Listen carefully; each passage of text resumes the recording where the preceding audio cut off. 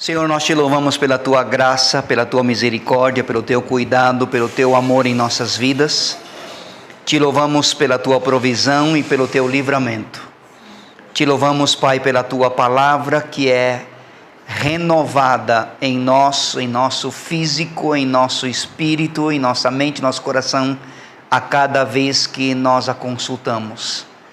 E nós queremos nos dedicar verdadeiramente com muito mais empenho no estudo da tua palavra, garimpando na tua palavra, cavando cada dia mais fundo, para buscarmos as joias preciosas que ela contém para a vida eterna. Precisamos e necessitamos do teu ministrar, Espírito Santo, aqui nesta turma da capelania, nas outras turmas que estão reunidas agora para estudarem a tua palavra. Que tu, Espírito Santo, possas tornar a tua palavra bem clara, e mais do que isso, através da tua palavra sendo clara, o teu nome ser glorificado. Pedimos em nome de Jesus. Amém.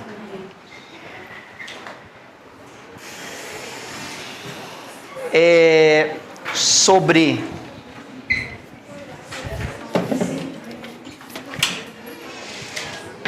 esse sábado,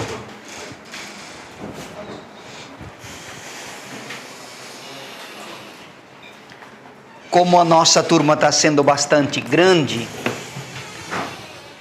ao invés de irmos oficialmente 2 vezes,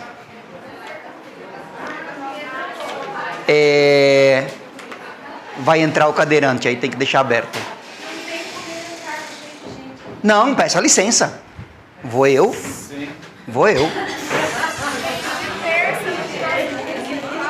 Próximo, ó. Ah, não, então acabou. Ingresso de terça só no próximo culto. Só um pouquinho, que eu preciso entrar. Anderson, venha. Porque agora, se ela vai abrir agora... Lili, por favor. Venha, Anderson. Venha. Vamos lá. Obrigado.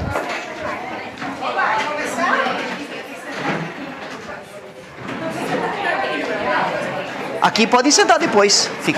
Pode, depois sim. Só deixa ele entrar, pode sentar.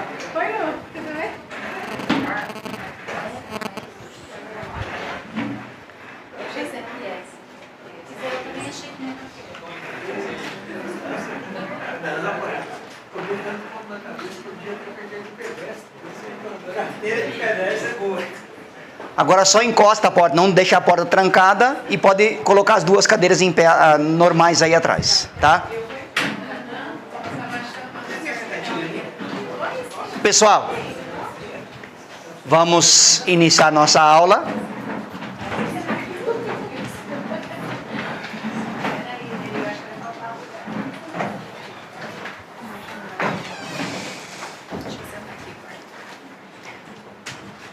Sobre sábado, dia 13, nós temos projeto. Como a nossa turma está sendo bastante grande, então eu vou fazer o seguinte: são 2 projetos por turma,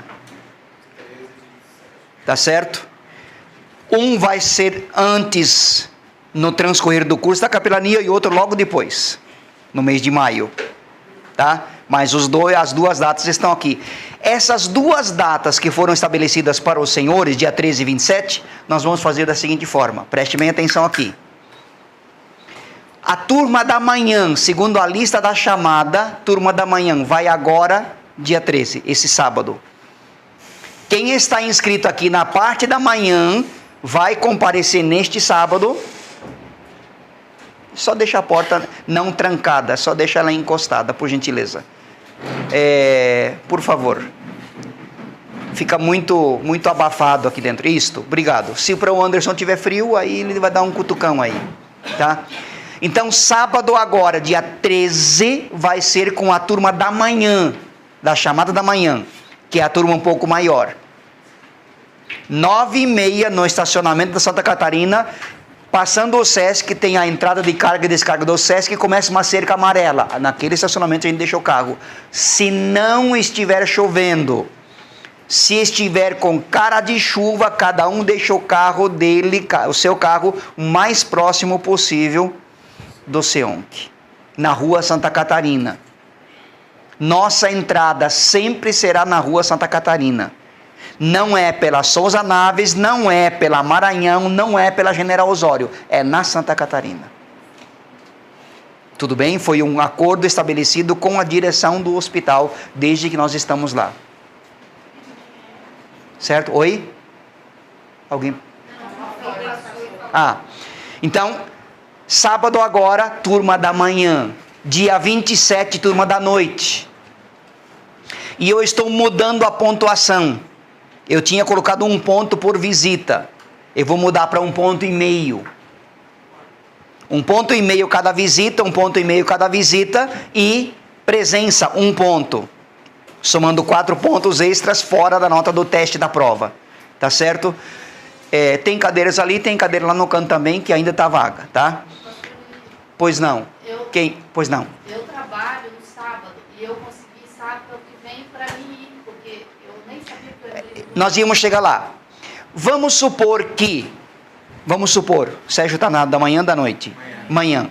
Sérgio não possa ir no sábado agora, dia 13. Estou criando um exemplo, é o que eu ia explicar em seguida. Ele vai dia 27. Tem que programar para um desses 2 dias. Certo? Não dá para ser diferente. A gente faz essa coisa ser maleável. Então, se alguém não pode ir agora, nesse sábado, é da turma da manhã, é da turma da noite, e não pode ir dia 27, já sabe que tem compromisso dia 27 lá de abril, venha esse sábado. Então, faça essa... Você te avisar assim que no dia que vem ou não? Como que faz?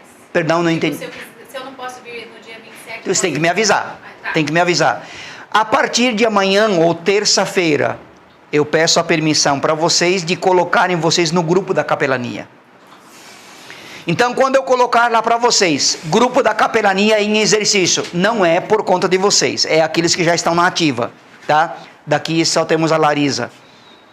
Mas, se é para o grupo da capelania em geral, é para todo mundo, então vocês estão incluídos. Vocês estão inclusos, tá certo? Então, pessoal, prestem bem atenção então. Sábado agora, dia 13, vamos pegar a turma da manhã. Tem gente que no dia 27 não pode, venha para esse sábado. Tá? Tem gente que da manhã não pode nesse sábado, vai para o dia 27. Nós temos essa maleabilidade. Tá claro? Tudo bem? Eu passo a lista de chamada da manhã e da noite, tá? Vamos fazer o seguinte. Da manhã eu começo aqui, passa quem é da manhã, já assina. Quem é da noite coloca desse lado aqui. Tá bom? Outra coisa, olhem aqui para mim um pouco. Para mim não, para o que eu estou mostrando. Olhar para mim não tem graça. Nós temos esse uniforme como uniforme padrão da NIB. É um jaleco, tá? Não é um guarda-pó de professor com aquele material fino. Por que não? Nós colocamos 3 bolsos grandes aqui porque nós vamos levar material. Nós temos que levar material, não dá para carregar nas mãos. E se for um material de roupa bem fina, ele fica todo desengonçado. E isso aqui é mais grosseiro. Isso aqui é bordado, tá certo? Com o nome. A única diferença aqui vai ser, ao invés do nome ser bordado no próprio tecido, vai ter um bolsinho mais ou menos desse tamanho assim. Um bolso aqui, onde o seu nome vai bordado em cima. Tá? Quem estiver atuante na capelania da NIB vai ter que adquirir isso aqui? Vai. Isso aqui é padrão. Tá certo? Qual é o valor de um jaleco desse? Do jeito que está aqui, com o bolso, cerca de R$35. Tá bem? R$35 esse jaleco para ser usado nos trabalhos da NIB. Vamos supor, Saulo é manauara, ele não é daqui de Cascavel, ele está fazendo doutorado na UniOeste, vem de Manaus para cá, tem louco para tudo, né? Mas vamos, tá, abençoado. E a esposa já retornou e ele está concluindo, vai voltar agora, daqui a algum tempo, não sei quantas semanas, e depois, mais para frente, ele volta de novo para concluir. Ele não vai precisar disso aqui. A gente dá um jeito dele entrar conosco sem o jaleco, já na ativa depois de terminar o teste, as aulas. Mas vocês que vão trabalhar conosco, é obrigatório isso aqui. Tá? É recomendação da direção da igreja, porque é um diferencial para nós. Por que branco? Para tentar confundirmos com os médicos e enfermeiros? Não é. Nós achamos que é a cor mais agradável. Claro que vai ficar sujo, vai ficar etc e tal, né? Mas em relação à cor, eu acho que é só para ser, como a gente trabalha em hospitais, vai casar muito bem essa ideia. Tá bom? Pois não, seu José Cláudio. Como é que faz a reserva? Comigo, diretamente comigo, sim. A senhora que fez isso aqui ano passado, ela é capelã e ela não tem como, ela entrou, passou no vestibular e está fazendo faculdade. Então ela não vai poder atuar durante os próximos 3, 4 anos.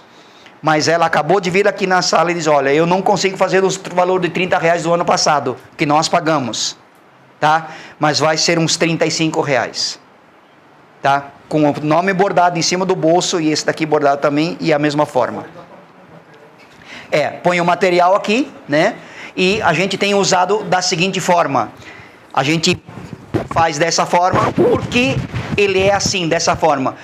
No inverno, por exemplo, você pode usar uma blusa por baixo, isso aqui é espaçoso, vai só, né, colocar aqui por cima. Você pode usar qualquer roupa por baixo. Se fosse o outro guarda-pó inteiro abotoado, não dá.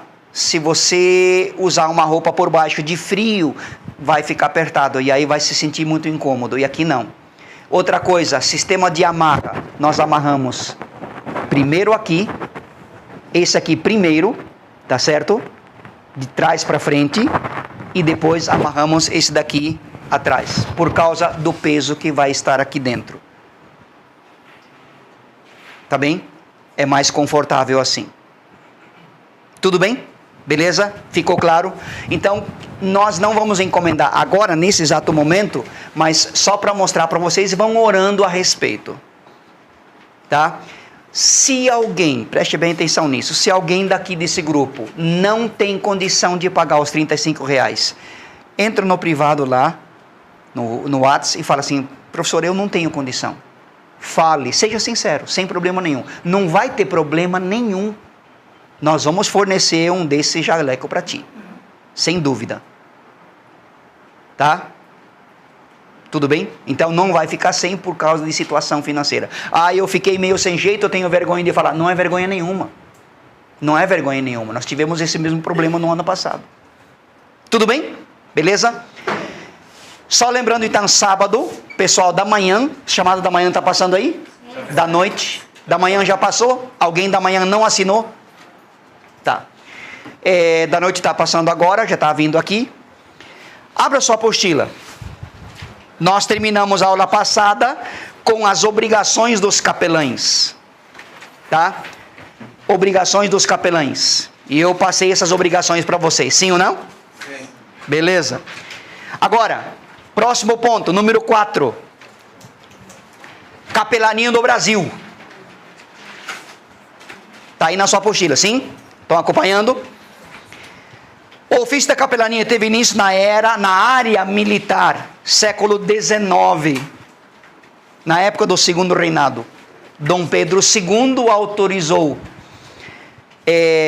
essa ideia.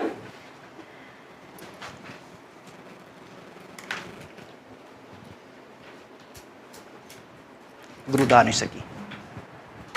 Vai lá. Dom Pedro II autorizou essa ideia no Brasil, claro, sempre ligado à Igreja Católica, independente de corrente religiosa. A Igreja Católica trouxe a ideia da capelania ao Brasil, tá? E o primeiro capelão evangélico no Brasil, tá aí no primeiro parágrafo, no finalzinho, né? Na época da Segunda Guerra Mundial, foi pastor depois, né? O tenente, depois tenente, foi até tenente-coronel, João Filson Soren, tá aí o nome dele. Não vou cobrar isso no teste, né? Nada, só para informação para vocês. Tá certo? João Filson Soren, depois foi pastor da primeira Igreja Batista do Rio de Janeiro, e ele foi o primeiro capelão evangélico servindo na FEB Força Expedicionária Brasileira, e também na FAB, especificamente o serviço dele era na FAB, Força Aérea Brasileira, durante a Segunda Guerra Mundial. Tá? Ele começou a capelania evangélica no Brasil, então esse moço com 36 anos de idade. Tá bem? Áreas de atuação da capelania, tem uma lista inteira aí para vocês. Tem mais áreas do que essas que estão aqui? Estão. Só para confirmar para vocês, nós visitamos quarta-feira passada, agora da semana que passou, a PIC, Penitenciária Industrial de Cascavel, na intenção da capelania da NIB entrar lá. Perdão, eu corrijo. Dos homens da capelania da NIB entrarem lá. Mulher não entra. Tá? Então já tirem o cavalinho da chuva. Por enquanto, não existe intenção nenhuma de levar mulheres. Por quê? Pela própria segurança de vocês. Em relação aos internos, aos detentos, o cara está lá 7 anos, 5 anos, claro que tinha, né?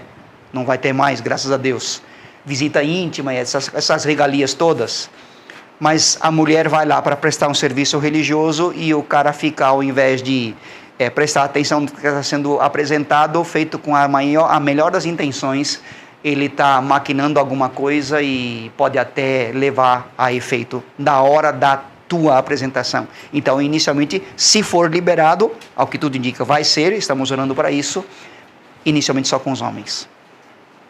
Tá bem? Eu trabalhei durante 7 anos. Alguns de vocês não tinham nem nascido ainda, né? Também não sou tão antigo assim. Na penitenciária estadual de Piraquara, região de Curitiba, metropolitana de Curitiba. São 3 presídios que tem lá, a dos homens, a das mulheres e a dos adolescentes. Nós trabalhamos na dos adolescentes. 386 internos, e nós íamos lá fazer o serviço de evangelização. Nós íamos, na época era militarismo, né? Então nós tínhamos a certeza de que estaríamos, entre aspas, seguros.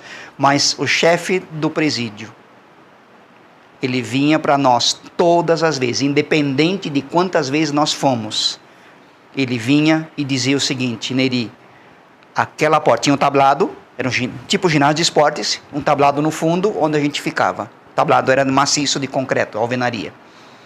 E atrás, naquela parede, uma porta de aço, não muito grande, talvez 1,20 m, 1,30 m de largura. E essa porta só abria de fora para dentro. E ele vinha e dizia assim: Neri, aquela porta atrás de vocês está aberta. Ela só está encostada. É um ímã que a mantém encostada.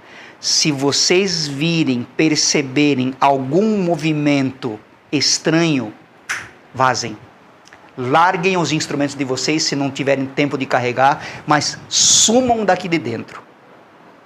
Porque já ocorreu várias vezes tiros e em volta da quadra 7, 8 guardas de cada lado com a 12, e o negócio era para realmente meter medo. E eles ficavam quietos, você podia fazer o seu trabalho. Nunca ocorreu, a não ser uma vez, né, que a gente achou que teria que sair fugindo, mas ele conseguiu controlar antes de qualquer efeito menos aprovado. Tá bem? Então, por isso, nós não levamos mulheres para tentar evitar esses contratempos, né? Aí tem uma variedade bastante grande de áreas de atuação da capelania. Militar, hospitalar, cemiterial, prisional, social, asilar, pós-desastre. Pós-desastre, o que a Helenivação fez em Santa Maria, já falamos sobre isso também, né? E tantas outras mais. Nós já atuamos em capelania universitária. A esposa do Dr. Vitor, ela é professora na UniOeste, trabalha na área da enfermagem. E nós fomos lá, a convite dela e de mais uma outra senhora que trabalha na área da fisioterapia, juntamos as duas partes e fomos naquele saguão para fazer um trabalho. Nós fomos literalmente gozados, né? Tiraram sarro da nossa cara. Mas são estudantes, a gente já passou por isso.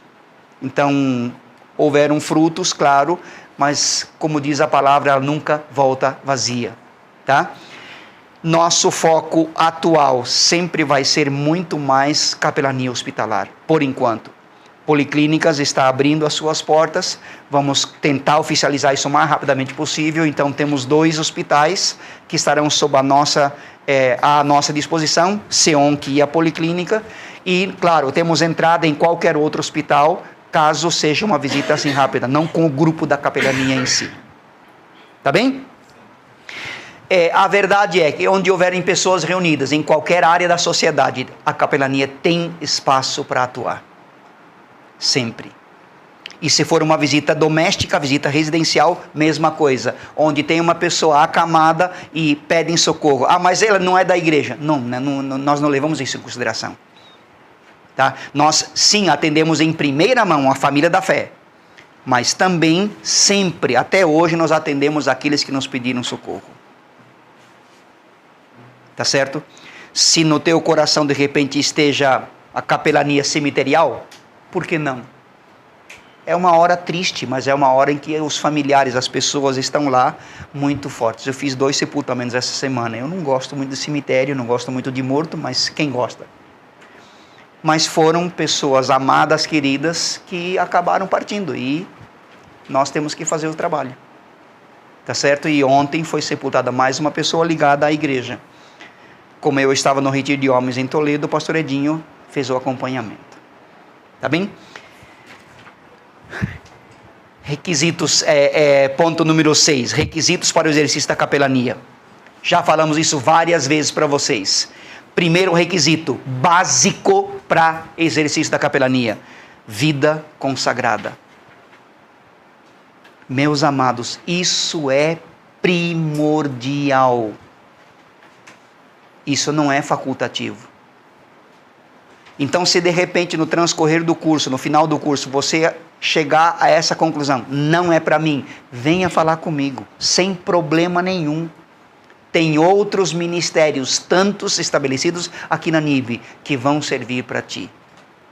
Mas se você sente o chamado do Senhor para isso, muito, muito, muito bem-vindos. Nós precisamos de gente, porque Deus tem muito povo nessa cidade. Tá bem? Essa vida consagrada é alcançada basicamente através da oração e do jejum. Professor, eu não consigo fazer jejum. Quando eu faço jejum, me dá dor de cabeça, me dá zonzeira, me dá tontura e não dá para mim. Meu físico, meu organismo não se adapta a jejum. Não faça jejum integral. Faça parcial. Lembra da história de Daniel? Sim ou não? Sim. Daniel, seus colegas, Sadraque, Mesaque e Abednego, fizeram um jejum parcial. Fizeram jejum do quê? Manjares do rei. E o que era os manjares do rei? Carne, sobremesa, chocolate, cafezinho, e cerveja, e vinho, e vai que o que havia que a tua mente consegue imaginar. E eles optaram para comer só o quê? Sim, legumes, vegetais. Só, salada. Eu era cocólatra. De verdade. Muito cocólatra. Viciado em Coca-Cola. Outros refrigerantes também, mas Coca-Cola principalmente. Eu lembro que eu dava aula em Santa Helena. E tinha que sair de Santa Helena 5h45 para chegar em Medianeira 6h10 da aula. Isso dá quase 100 km de distância. E a estrada é muito ruim. Então eu já tinha o padrão estabelecido, comprava 2 espetinhos de frango, colocava em cima do assento com uma toalha, com um recipiente para não imundiciar o carro, e aqui do meu lado uma Coca litro. Então eu dirigia e comia e bebia e dirigia e comia. Certo dia o Espírito Santo falou assim: o que você está fazendo? Eu falei: estou andando, estou dirigindo, estou bem, né? E esse negócio do seu lado é Coca. Eu sei. É veneno para ti. E daquela exortação dada pelo Espírito Santo de forma audível, é como se ele estivesse dentro do carro lá. Eu nunca mais tomei Coca-Cola. Nunca mais. Eu tomei como propósito não e ponto final. Obriga um alemão a fazer alguma coisa. O italiano também é assim, mais ou menos, né?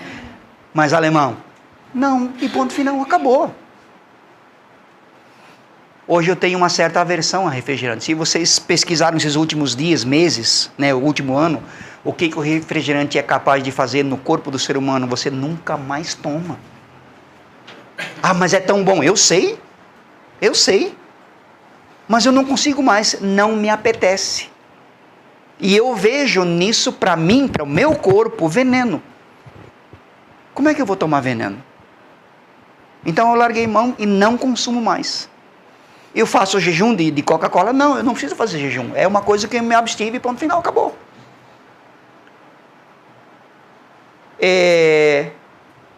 Se você tem fome de Deus, apetite por Deus, eu postei isso para vocês. Mas a televisão atrapalha, eu tenho que fazer jejum da televisão. Ah, mas aquele programa é em série, daí termina naquele exato momento quando o cara vai atirar e aí trava a arma aí, só na semana que vem. Ou no dia seguinte, ou 2 dias depois. E aí você fica tão apreensível que esqueceu de cumprir aquele voto que tinha feito a Deus, de orar logo depois de terminar esse capítulo. E você vai deitar ou você vai fazer outra coisa depois e Deus fica aguardando.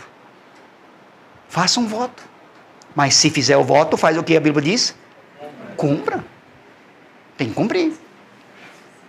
Fez o voto de comer só legumes, e Daniel e os 3 amigos, quando se foram apresentados ao rei, eles estavam mais saudáveis, mais felizes, mais bonitos do que aqueles que comeram as iguarias do rei. Vai tomando coca para ver onde você vai parar. Vai. Tenta eliminar, né? Oração em jejum. Faça um jejum parcial. Aquilo que te é valioso. Cafezinho.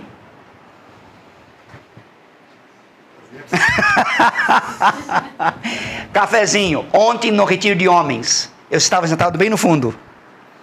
5 da tarde. Pouco antes.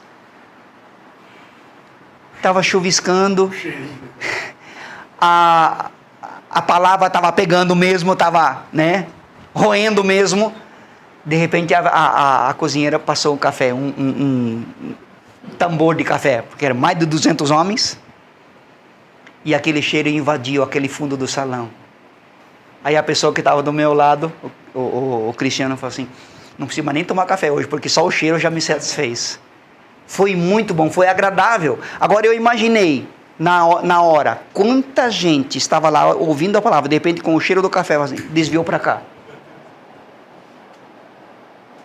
Quantos cafezinhos você toma por dia? Não levanta a mão não, tá? Não diga. Para alguns não é cafezinho, já é garrafa de café, né? Minha esposa já não é mais tanto agora, viciada em café. E fazia mal para ela. O sistema gastrointestinal ficava afetado por causa do café. Faz um jejum de café. Gosta de sorvete? Eu gosto, mas então, tá bom. Então vou fazer jejum de sorvete. Não vai fazer diferença nenhuma para ti. Faça jejum de alguma coisa que te faça falta. Aquilo que te é precioso. Aquilo que você está acostumado a consumir, que gosta de consumir. Faça jejum de 1 item, de 2. Muita gente faz jejum, quando começa um jejum nessa fase, jejum de produtos lácteos. Queijo, nata, margarina, essas coisas assim, né? A escolha é tua, mas a tua vida tem que ser consagrada. E se votaste fazer um jejum parcial, cumpra. Não quebra o jejum antes da data estabelecida no início, porque o diabo vai querer despertar teu apetite especial por aquilo. Tá bem? Eu preciso estar vigilante para não dar legalidade ao diabo entrar na minha vida. Lembra, quem dá legalidade ao diabo atuar sou eu. Pastor, o diabo ontem quebrou meu pé. Ô meu irmão, o que o teu pé estava fazendo na mão do diabo?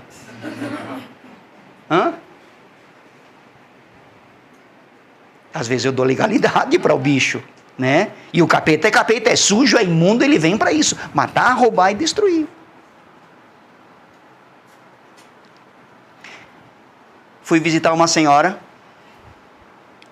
a família pediu socorro, ela, 70 e poucos anos de idade, saiu, dirige muito bem já há muitos anos e naquele dia, atravessou uma preferencial. Não prestou atenção e bateram nela. Não teve nenhuma lesão grave, a não ser o rompimento do externo. Além da idade, ela é cardíaca e diabética, não tem como fazer cirurgia. Aí quando chegamos, ela estava bem, razoavelmente bem, e quando minha esposa conversou com ela, depois falou, deixa eu conversar com essa moça. A minha esposa saiu, ela estava dentro do quarto, né, eu fui conversar com ela.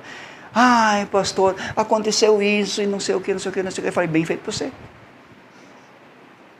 Ela regalou, ela falou assim, como? Eu falei, Deus está querendo falar com a senhora e a senhora não está dando atenção. Então Deus permitiu que esse acidente acontecesse, não teve lesão no terceiro lá, mas teve lesão na senhora, a senhora está aqui acamada agora e tem que ficar quieta e Deus pode falar com você. Ela falou assim, sabe o que é mesmo? Sabe o que é mesmo? Às vezes tem algumas coisas que Deus permite que aconteça conosco para a gente sossegar. Vou usar um termo bastante gaúcho, né? Sossegar o facho. Aquietar. Quantas vezes o salmista fala assim, minha alma aquieta, sossega minha alma. Eu ainda quero louvar o Senhor. E às vezes nós estamos tão atarefados, tão correndo atrás das coisas que nos interessam, que Deus fica do lado. E Deus tem que agir de uma forma um pouco mais drástica. Antigamente, na época bíblica, os pastores de ovelhas que levavam para o rebanho para pastorear, para pastar nas regiões mais produtivas, mais verdes, tinha aquela ovelha desobediente, aquela ovelha rebelde, que não ficava junto com o rebanho todo, sempre se afastava um pouco demais. O que aquele pastor fazia?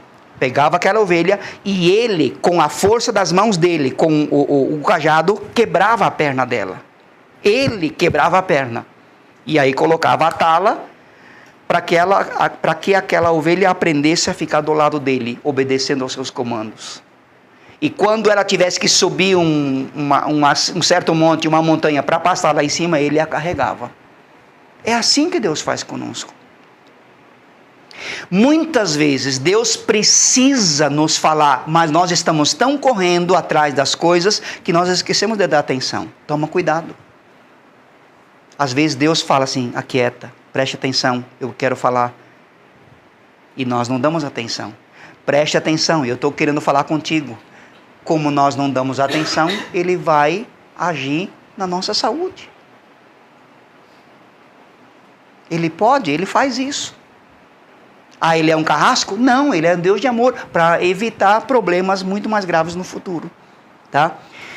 Próximo ponto lá dos requisitos, vida espiritual e pessoal equilibrada. Eu só posso dar aquilo que eu tenho. Lembra do exemplo que eu citei para vocês, Pedro e João, na porta do templo chamada Formosa? Quando eles entraram, o esmolante lá, o mendigo, pedindo dinheiro, uma gorjeta. E Pedro diz o quê? Dinheiro não tenho, nem prata nem ouro eu não tenho, mas aquilo que eu tenho eu te dou. É isso que nós temos que fazer. Vida consagrada, vida de oração, vida de palavra. Eu preciso estar capacitado e habilitado na palavra, tá? Buscar capacitação na área que eu desejo atuar. Se é na área hospitalar, eu vou me especializar um pouco mais nisso. Eu vou começar a estudar depois de concluir o curso, se eu realmente tenho paixão. Larissa continua fazendo no HU? Olha só. Está tendo o treinamento lá. Larissa e a Patrícia já são ativas. Elas entraram, nós fizemos um curso de capelania fora daqui. Apesar de já sermos capelães formados, nós fizemos um outro curso lá. Para que agíssemos no HU e na UOPECAM. Como eu tenho entrada lá, eu não estou participando de lá. Eu fiz o curso junto com eles, estava lá com eles, mas a Larissa e a Patrícia, mais Vinícius e Grace, atuam no grupo da capelania do HU, uma vez por semana. Tá certo? Então, Várias vezes ela veio me perguntar, e agora, o que eu faço? Como é o meu procedimento? Ela trabalha com adolescentes. Ou mudou agora? Pediatria. Pediu informações, ela foi atrás de informações, ela busca informações a respeito. Quanto mais ela estiver preparada, melhor vai ser sucedida. Se vamos para a PIC, nós vamos buscar treinamento, vamos buscar especialização, as pessoas, os homens que vão estar habilitados para isso, que estão dispostos a irem lá conosco, vão passar por uma coisa mais forte, um treinamento mais forte. Eu quero ir, eu quero levar o Evangelho. Essa é a nossa proposta, nós vamos levar Jesus Cristo. Mas a Larissa faz a capelania na pediatria, criança por criança, isso. Eu postei para a capelania, a Larissa deve ter recebido isso, no grupo já na ativa. Kathleen, uma menina de 8 anos, que tinha um corpo de uma menina de uns 15, inchada excessivamente. A UOPECAM dispensou, não tem mais o que fazer. Pode ir para casa. E ela literalmente foi para casa, esperando a morte. Na quarta-feira fomos lá visitá-la. Não sei se vocês lembram, quem estava aqui no final do ano, no Shrek, a Polícia Federal, Rodoviária Federal parou aqui na frente um certo dia, né, com 7 ou 8 viaturas, praticamente interromperam a rua. Uma oficial da Polícia Rodoviária Federal nos acompanhou para visitar essa família, ela estava fazendo acompanhamento. E essa menina, Kathleen, morreu ontem. Mas eu fui lá, nós fomos lá na quarta-feira. Ela estava bastante sonolenta, mas não tinha mais esperança. Eu entrei em contato com médicos, Dr. Leandro, inclusive, que é o cara que veio convidado pela equipe da UOPECAM do Nordeste para cá para fazer transplante de fígado. E eles são da NIB. E ele olhou o prontuário dela e disse, não tenho o que fazer, a não ser esperar por um milagre. E Deus a levou. Mas graças a Deus, antes de Deus levá-la, ela passou por 2, 3 dias assim, eufórica, feliz, após ter feito a oração de confissão de pecado, de entrega de vida, dos familiares.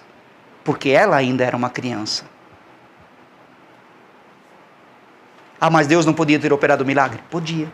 Era o nosso desejo? Claro que era. Falei com a policial agora há pouco, ela disse, pesa bastante, mas a família está agradecida porque Deus teve misericórdia de mostrar, de abrir a mente para que eles entregassem a vida deles. É isso que Deus faz. É para isso que nós vamos na PIC, é para isso que nós vamos na Unioeste, é para isso que nós vamos numa residência, é para isso que nós vamos nos hospitais. Para levar Jesus Cristo. É o único que pode fazer diferença. Tá bem? Segue lá. Trazer a palavra de Deus para dentro de si, por meio da meditação diária, procurando memorizar versículos. Nem sempre será necessário ou possível você levar uma Bíblia. Da capelania, que está em exercício agora, o único que leva a Bíblia é o Falcão. O Falcão é aquele que toca o saxofone lá em cima, junto com o Joseir, um dos saxofonistas. Ele é capelão, atua conosco e todas as vezes que a gente vai, ele leva a Bíblia consigo. Eu falei, mas pode deixar a Bíblia, leva só a folheto. Eu falei assim, mas é costume. Então ele leva a Bíblia surrada, mas leva ela consigo para ele entrar nos hospitais ou na residência. Tá? Às vezes não é necessário, não é possível você ter acesso a uma Bíblia. Então tu tem que ter com os versículos básicos. Por isso que 4 leis espirituais tem que estar aqui, ó. Não decorado, mas memorizado. Lembrem de que é questão que vale ponto para vocês. Tá bem? Próximo ponto aí, no número 6, o último, né? Buscar em Deus capacitação. Escreva aí, por favor. Anote aí. Capelania é serviço. Capelania é serviço. E não ser visto.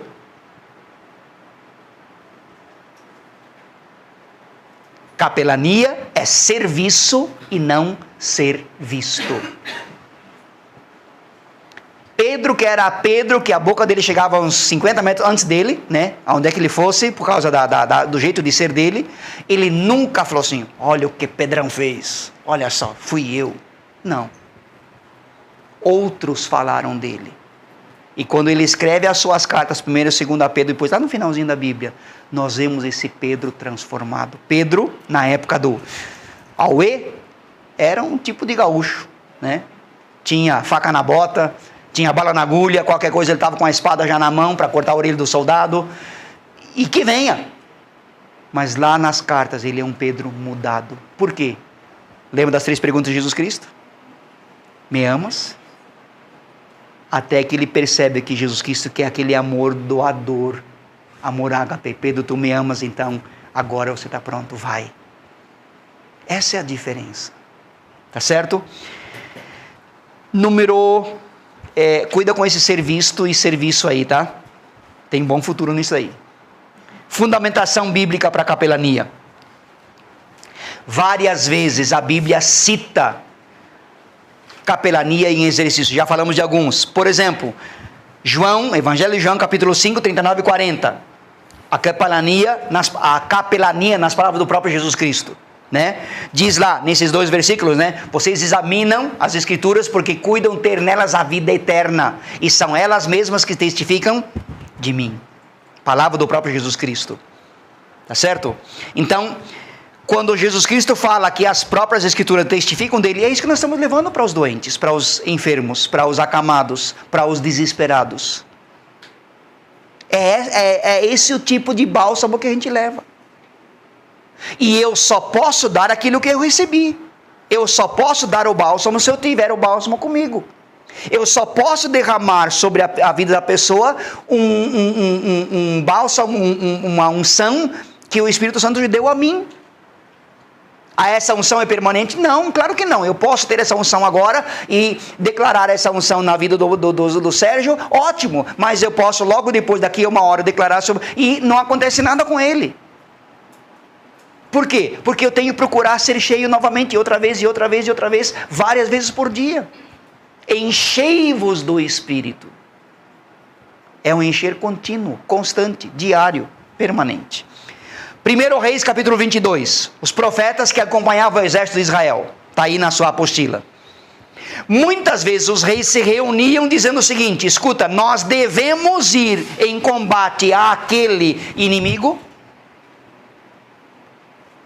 Um queria, outro não queria, ou os dois não queriam, e aí estavam em dúvida, mas o inimigo estava lá. O que faziam? Chamavam o profeta de Deus para ele então fazer essa intermediação. Capelania, nesse sentido aqui, também é conhecido como aconselhamento. Existe um processo de acompanhamento, não é só a pessoa saiu do hospital, nós fomos visitar no hospital, ela saiu, e aí agora Deus te acuda e viva feliz para todo sempre. Não, a gente faz um acompanhamento. 2 meses, 3 meses, 5 meses depois. Eu nunca vou tentar carregar o seu Arthur no meu colo. Mas a minha função é fazer com que ele ande do meu lado após aquele trauma, aquela cirurgia, aquele problema de saúde que ele teve. Isso nós vamos ajudar, nós vamos nos colocar ao lado, nós vamos orar por ele. Carregar no colo, não. Porque ele já não é, como diz a Bíblia, criança.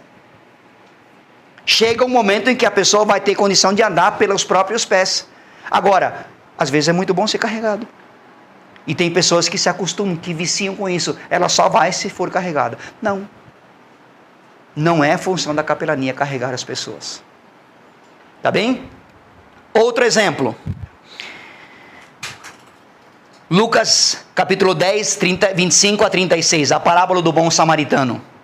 Olha para mim aqui. Todos conhecemos a parábola, sim? Quem desceu de Jerusalém para Jericó?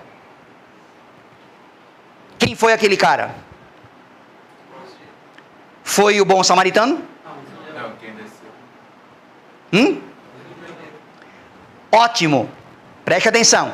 Normalmente nós pensamos, nossa mente está bitolada a pensar, quem desceu foi o samaritano. Não, ele desceu depois.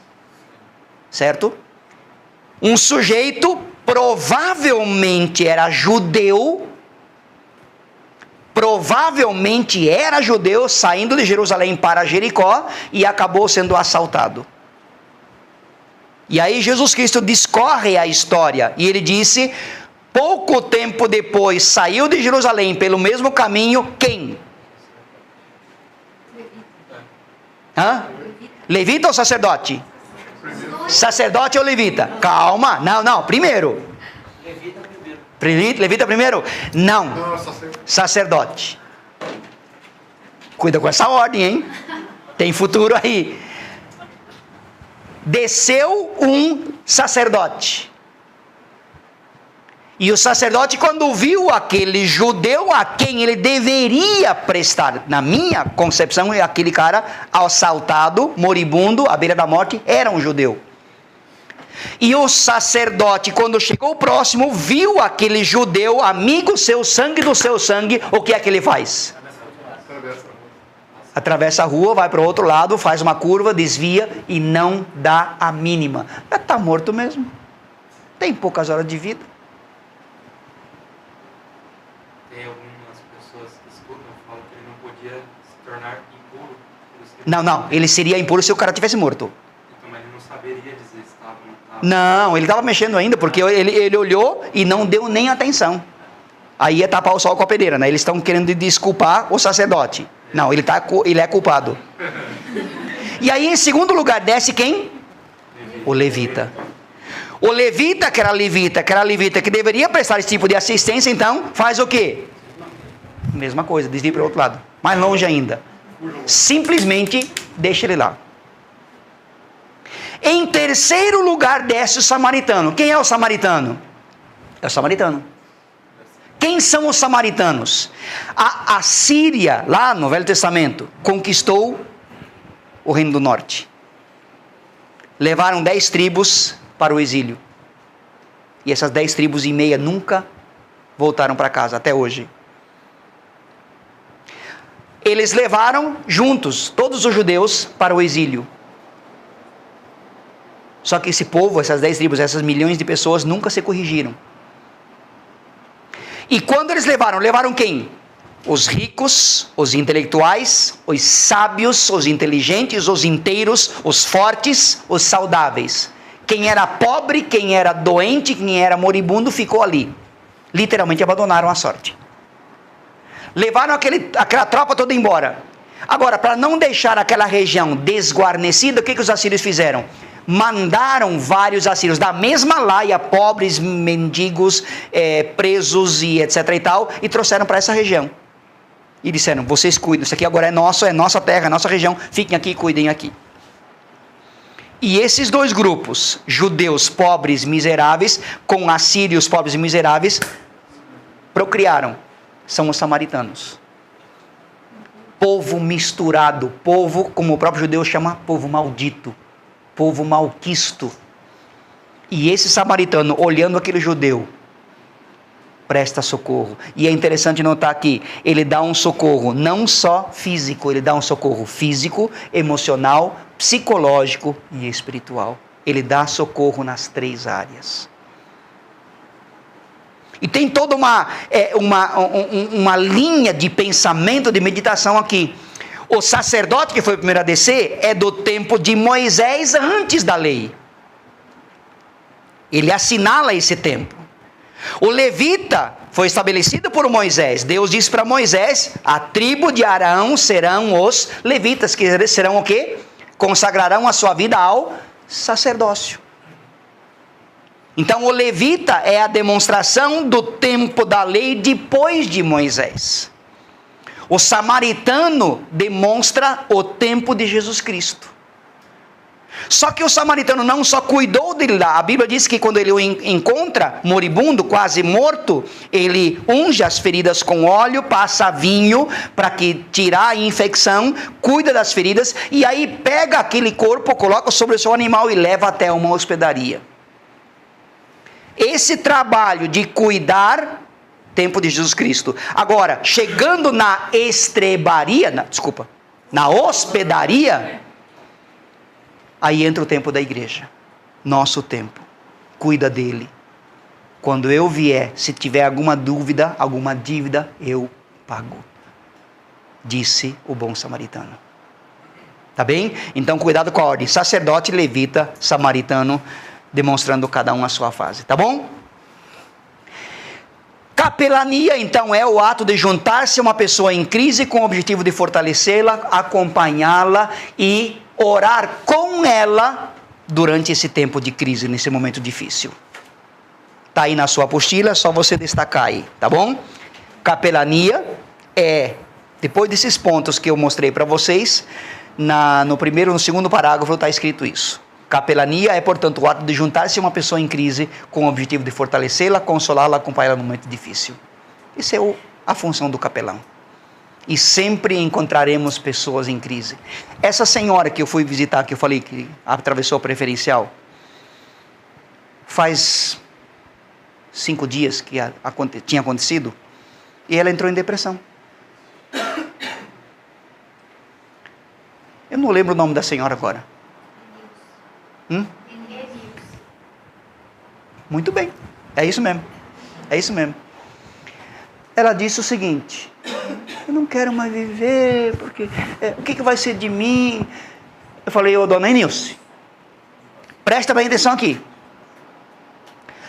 Quanto tempo de casado? O marido dela estava sentado no pé da cama, e eu conversando com ela aqui. Quanto tempo de casado a senhora tem com aquele moço lá? 52 anos. Vamos fazer um acordo então. Pede para sua filha, Grazi, ela vai comprar um caderno razoavelmente grosso, de espiral, e a senhora vai colocar uns travesseiros, almofadas, e vai sentar o quanto que puder na cama. Não vai poder sair daqui mesmo, então a senhora aproveita esse tempo e escreva sobre a sua vida. Aqui nessa folha a senhora fez uma rasura, depois você passa limpo, rasga essa folha e joga fora, não tem problema nenhum. Mas faça um relato da sua vida, desde que a senhora conheceu aquele moço lá, época de namoro. Naquela época eles começaram a namorar, o namoro era namoro de verdade, não era que nem, né, não tinha nada de ficar não, o fiquismo naquela época não existia. Minha mulher sentava lá, o homem sentava aqui, e entre dois, o sogro e a sogra, faz alguma coisa, nem por trás, né, chegava. Relata isso, como foi o tempo de namoro, depois como foi o casamento, depois que experiência, o que a senhora sentiu quando vieram os filhos. Tem 3 filhos. Agora quando vieram os netos, vai relatando. Ela parou assim: pastor, isso vai dar 2 livros. Falei: ótimo. Começa a relatar aquilo que a senhora viveu até agora. Lembra o que diz o autor de Eclesiastes? Eu preciso trazer à memória aquilo que me dá esperança.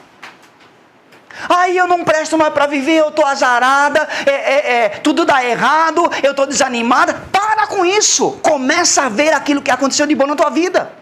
E o Espírito Santo vai reavivando as coisas, e você vai escrevendo, e aí naquele dia não tem mais nada para escrever, fecha o caderno e ora. Põe um louvor aí para tocar, e a senhora louva a Deus. Amanhã, depois, daqui a uma semana, a senhora escreve novamente. Esqueceu alguma coisa? Vai lá de novo, escreva. Não voltei lá. Ela disse que ia fazer. Recebi a notícia que ela está bem melhor. Mas, se você topar com uma pessoa dessas, e aliás, depressão hoje está em moda, pode citar isso para eles. A primeira coisa que uma pessoa depressiva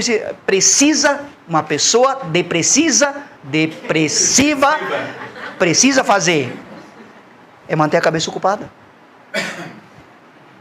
Uma capelã está fazendo curso de manhã, depressiva. Eu quero morrer, não vejo mais graça na vida.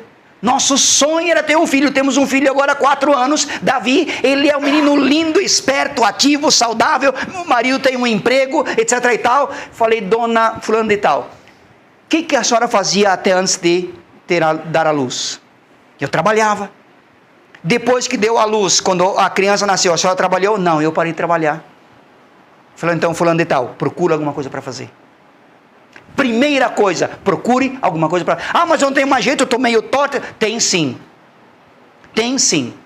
Mesmo que seja aí visitar uma amiga, ou levar um folheto, ou forneça um folheto para a senhora, vai lá, visita aquela amiga, visita aquela casa, visita aquele enfermo. Pode ir lá, está autorizada. Só para não reclamar. Tenta levantar o ânimo daquela outra.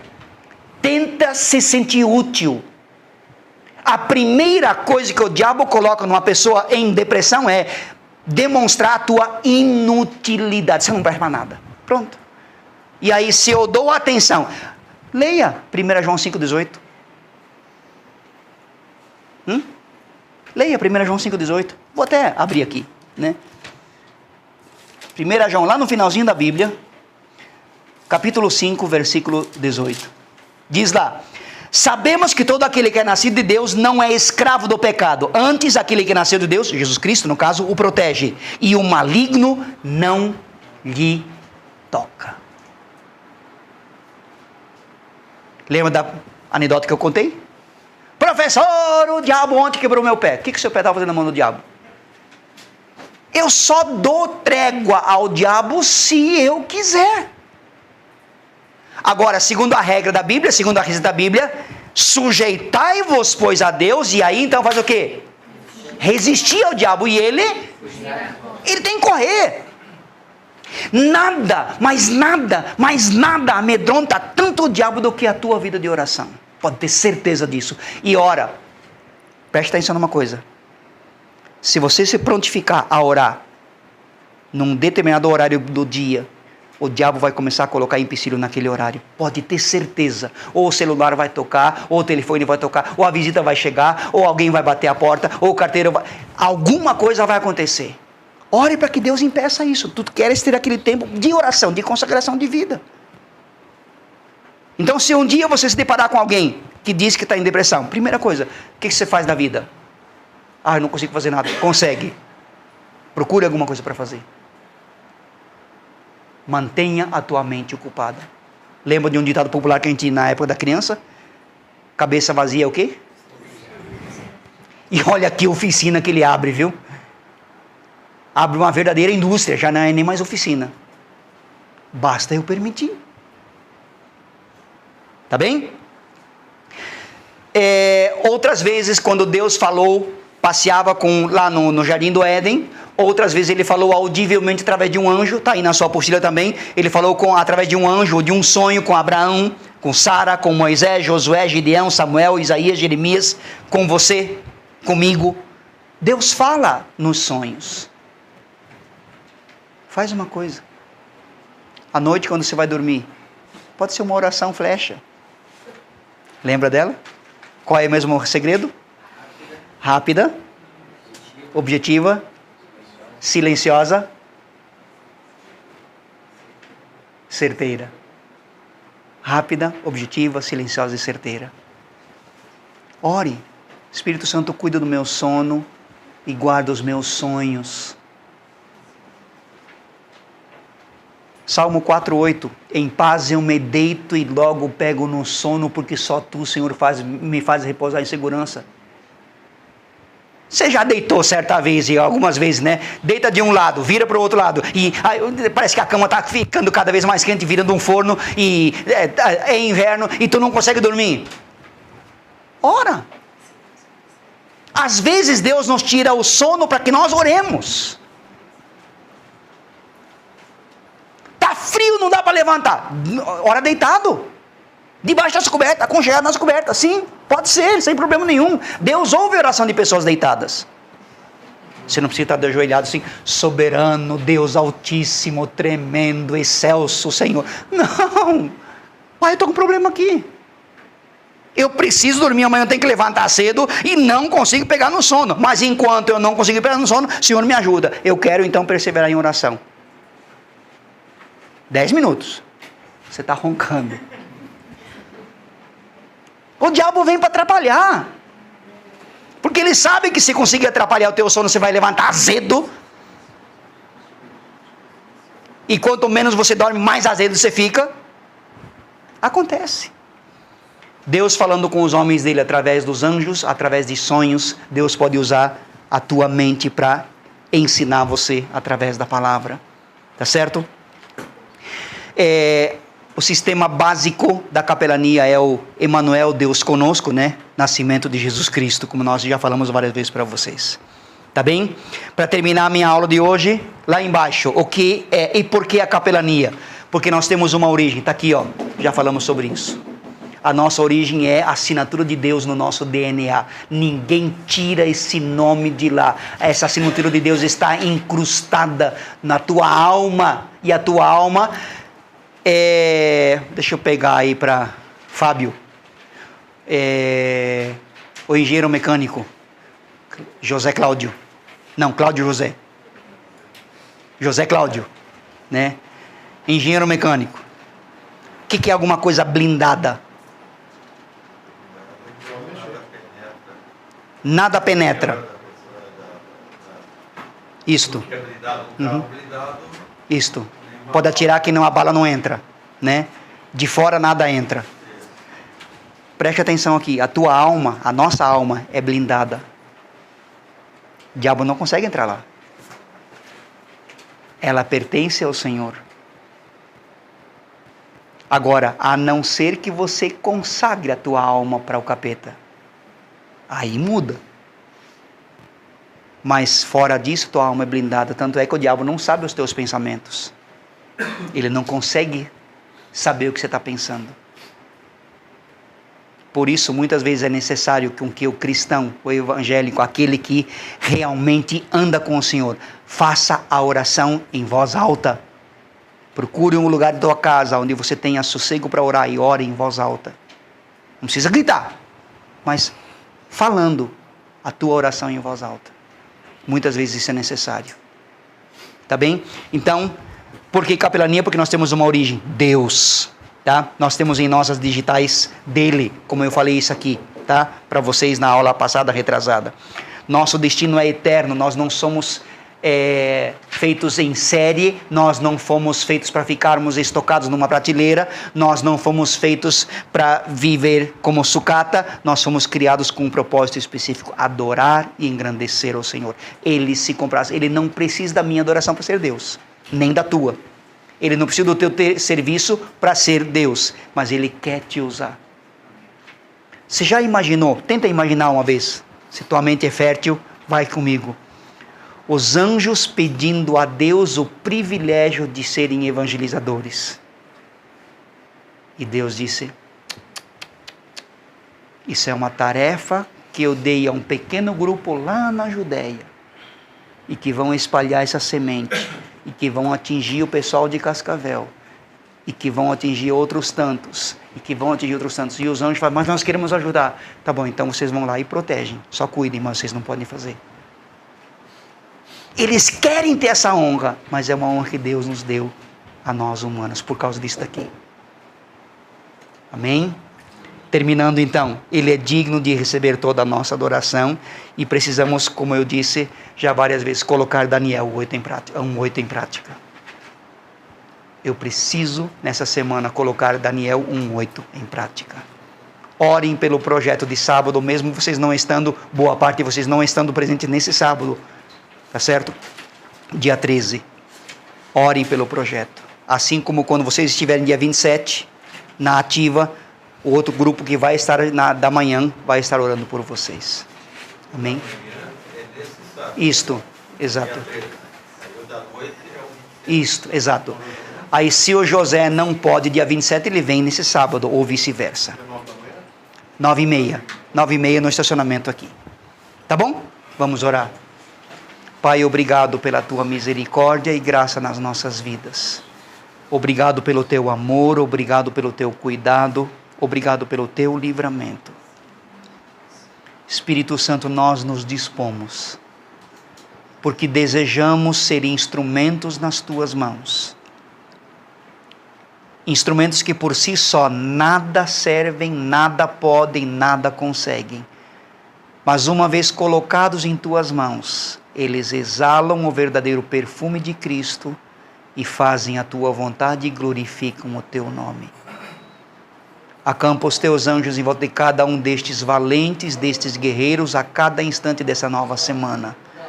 Nós precisamos e dependemos de Ti, carecemos de Ti e pedimos que Tu nos guardes e nos livres de todo o mal. Em nome de Jesus. Amém. Deus abençoe, vocês são excelentes, fantásticos. Muito obrigado.